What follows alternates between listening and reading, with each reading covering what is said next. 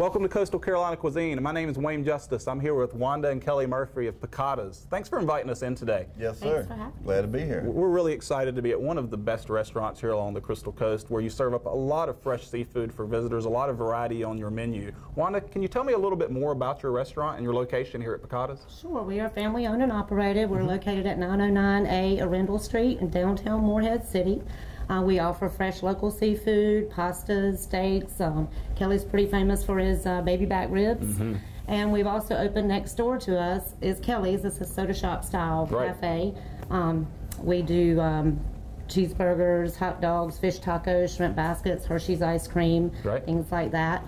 We also offer dine-in, takeout, and delivery. We do full-service catering also. So 2 restaurants right here in one location in Morehead City. What a great idea to make use of this site for different styles of food. Yeah, we have like 2 concepts, but it all comes out of the same kitchen. Great, great. I know that, Kelly, you've spent a lot of time out on the water as a commercial fisherman. Can you tell me about the lifestyle working out on the water as a commercial fisherman before you came into the restaurant industry? Yeah, it's very hard work. It's long hours.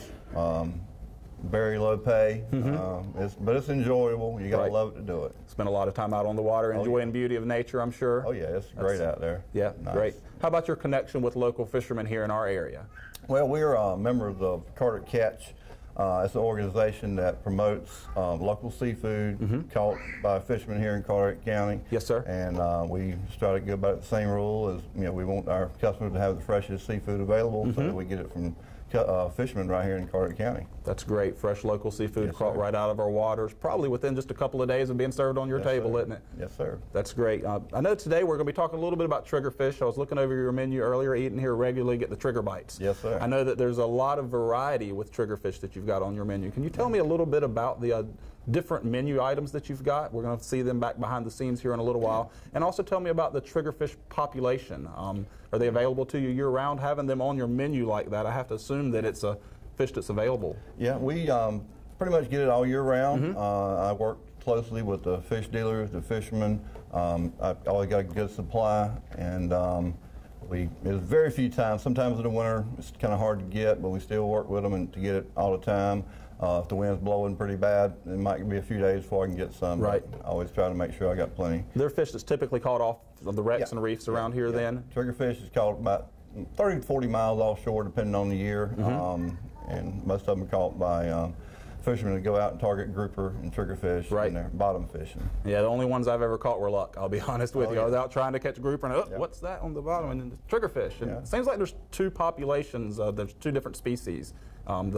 Which one do you serve most often? Either the queen trigger or the gray trigger. Okay, and any variety, just a variety depending on catch then? Yeah, just depending on what they catch, but it's pretty much all the same tasting fish anyway. Right. Well, I try to tell people in coastal North Carolina all the time that we've got such great diversity of fish species off our coast, and with the triggerfish population, it's great that it's available to you year-round. We'll talk about the fact later that it is really an underutilized fish species, but it's something that you've brought to your plate here at Piccatas and had a lot of success with. Yes, we have. People, we are known for triggerfish. People come here to get good, fresh local triggerfish. Great, great. Well, I'm excited to have a chance to go behind the scenes and learn from you. I have a chance to learn more about preparation of the food and presentation when we come back to the table.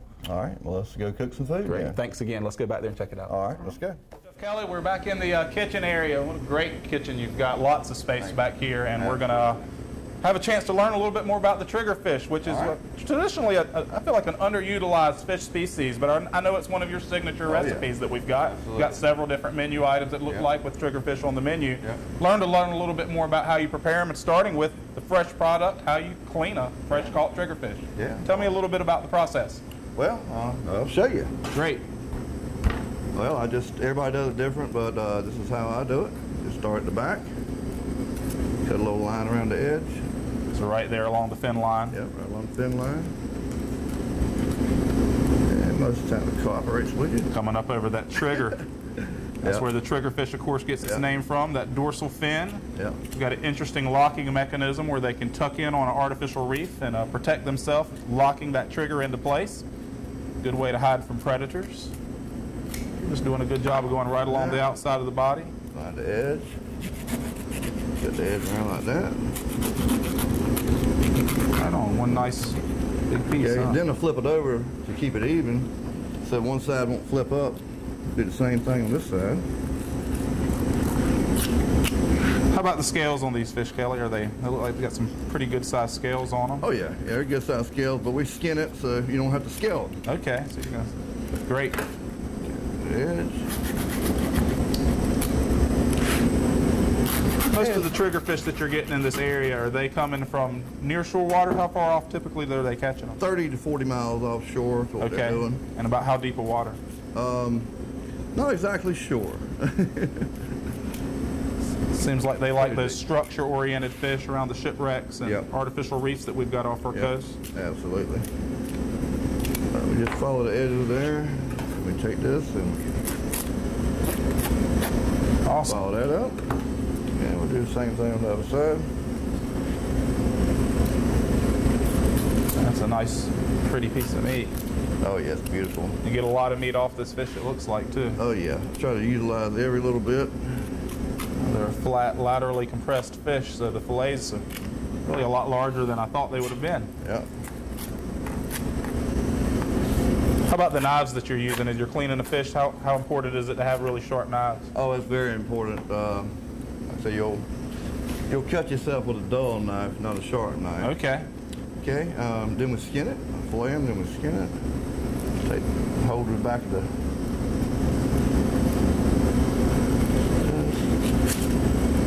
Compared to other fish, do they have a pretty thick skin, or are they? Yeah. Oh yeah, it's light leather. Okay.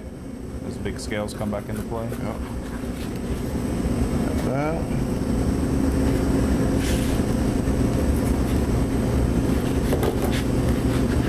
Pretty piece of meat. Oh yeah. I was reading earlier, it looks like they average about 6 to 8 pounds. Yep. Yep. This is probably a medium size right here. Okay. Okay. Then what I do, a lot of people throw this piece of meat away right here. We use that for trigger bites. Right. It's a nice piece of fish. Take them over. Why would most people throw that away, in your opinion? Well, most people just cut the whole belly off. Got you. But I try to utilize every little bit there is. Amen. No needing wasting if there's good meat there. That's true. I take the edge up like that. Not a lot of bone there then. Nope. Just kind of butterfly it out right there. Got you. You have a bone right down the middle. Now, so many people, when they're cleaning their own fresh catch, it seems like that they want that nice piece of boneless, skinless fillet. I know that's how my wife can be sometimes. She's very picky about when I'm cleaning it. But it's great to see that you're utilizing every piece of fish that's available there. Oh yeah. And really, there's not a lot of bone there. When you look at what's left, there's not a lot of bone left. It's all the waste there, maybe an ounce. Wow. Same thing with the other side. It really goes to show that if you know how to clean the fish properly, you get a lot more yield out of your catch. Absolutely.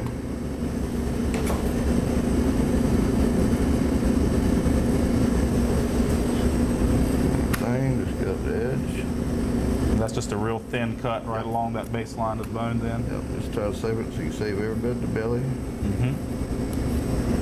Yeah. Right on the outside, either side of the bone. It's that one little slice and it removes it all. Yep. Beautiful.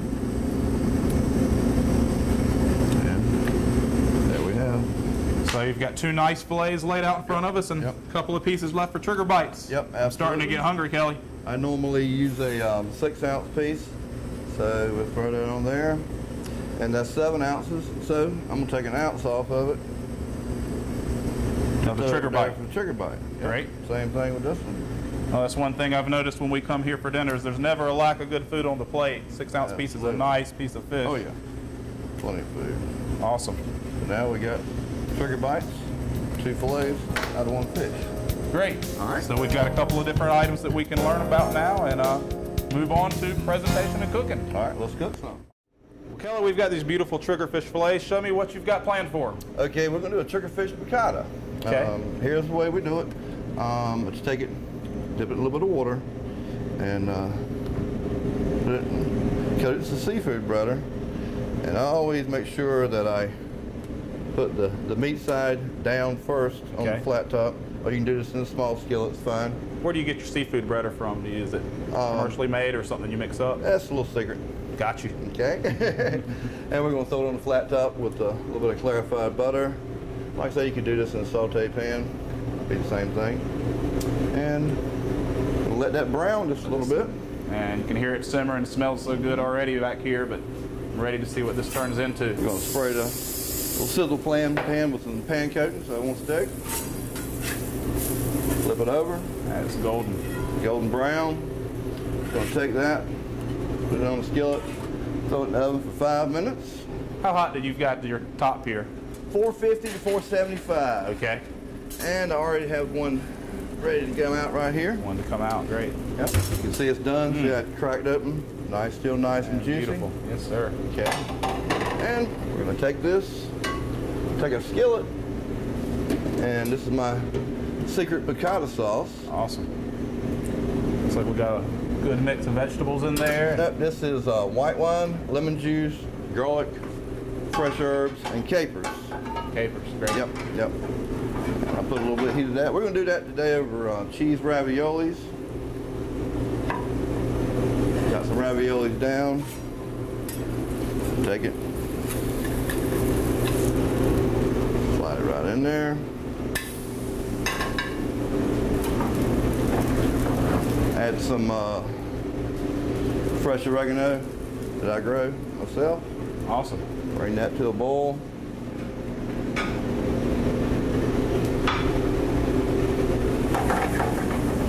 And we have some cheese raviolis.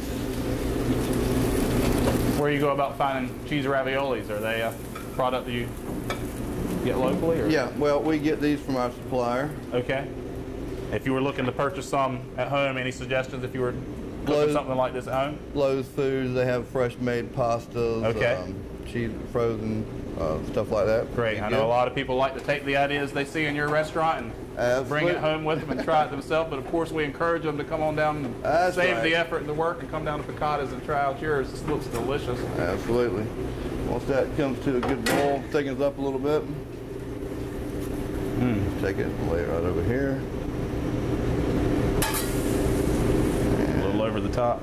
Put it right over the top. Yeah, that looks great. And we're going to top it with some Parmesan cheese.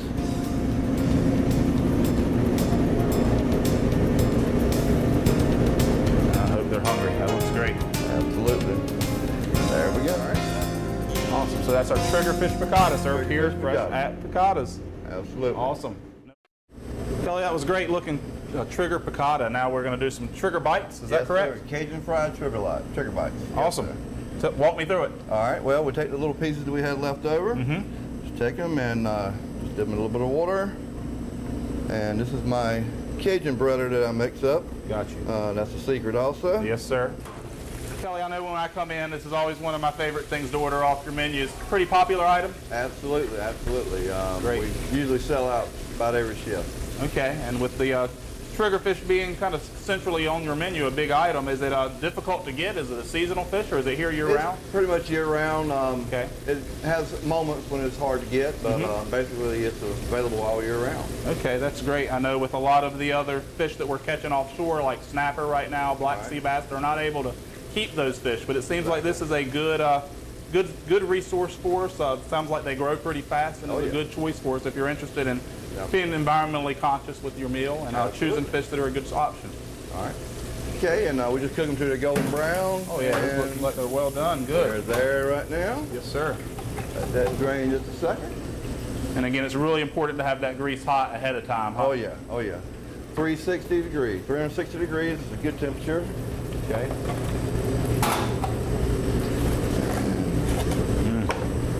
They are good. And we're going to top that with our remoulade sauce. It's kind of like a Cajun tartar sauce. Okay.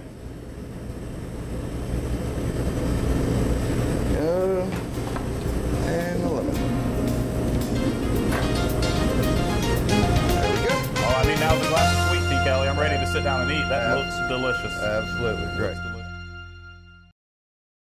Welcome back to the show. Kelly, I know you've got another triggerfish item prepared for us. Blackened trigger Orleans, is that right? Blackened triggerfish Orleans, okay, yes sir. Great. Blackened triggerfish topped with pan-fried oysters. Tell me a little bit about how you prepare this one. Okay, we're going to take the triggerfish fillets that we clean and going to lightly dip them in our Cajun butter, Cajun spices, excuse me.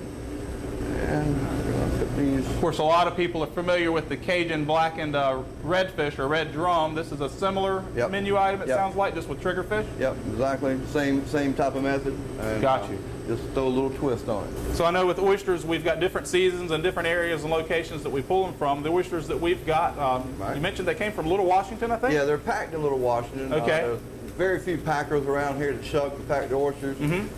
They're packed in Little Washington, but they come from our coast, up and down the coast, wherever they get the best oysters from. And if we wanted to go out and select and harvest our own oysters, what types of things are important for us to know? Any ideas? Or? Just make sure you're in a legal area to start with, and check with all the local regulations. And they're abundant everywhere in the area. We're about ready to flip the triggerfish now. Got you. So all those seasonings on top, blackened on bottom. Absolutely. That looks delicious. Okay. Now we're going to go ahead and throw the oysters on. Put a little bit more of that on there. Oysters right on the same grill then. Yep. Take 3 nice oysters.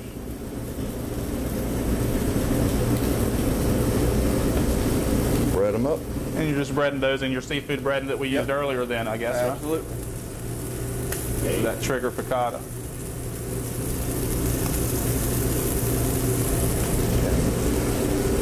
And I hear so many people talking about having a good hot temperature before you put the fish on there, especially when you're using anything that's got breading on it. Absolutely. Talk a little bit about why that's important, if you don't mind, Kelly. Well, you want to sear it. Like I say, I use clarified butter. People use all different kinds of stuff, but butter is butter. Butter is better. Got you. We're just going to let those season up good. Doesn't take very long on there. Like I say, anything you're doing on the flat top, you can do in a skillet, cast iron pan. Just watch your heat. You want to make sure you're on medium-high heat. Okay, medium to medium-high. Yep.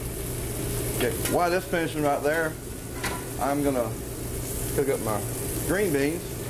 All right. We have fresh green beans that we've blanched. Okay. Hot water. I'll just heat those back up again. I know there's a number of different markets here in Crystal Coast area where you can get fresh green beans and fresh produce as well. Absolutely. Absolutely. Great. All right, we'll go ahead and flip the oysters. Of course, you can grow your own in season 2. We just started up the garden here recently, getting ready for some new fresh produce to come in. Yeah. Actually, I grow, in the summertime, I grow all my tomatoes and zucchini, squash. This really is a fresh product here then at Piccatas. Oh yeah, absolutely. Everything is delicious. From fresh fish to fresh grown produce. It's a great operation you've got. Seasoned with a little bit of a seasoning mix. Oh yeah.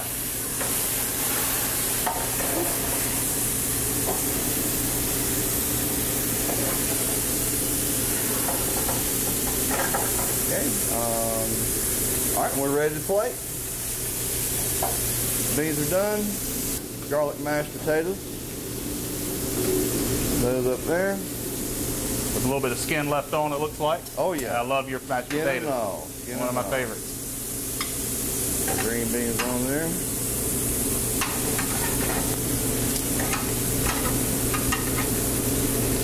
Okay. Now the trigger, see how it's cracked open like that? Trigger's done. That's a good sign that it's done then. It starts to break open a little bit. Look at that. Is it a fairly flaky fish too? Oh yes, absolutely, absolutely. Awesome. Okay, we're going to put our oysters up there. Okay, and then we're going to top that with our chipotle aioli. That's good stuff. I'll tell you what, folks, if you're not hungry, you're not living. Something's wrong with you. That looks delicious.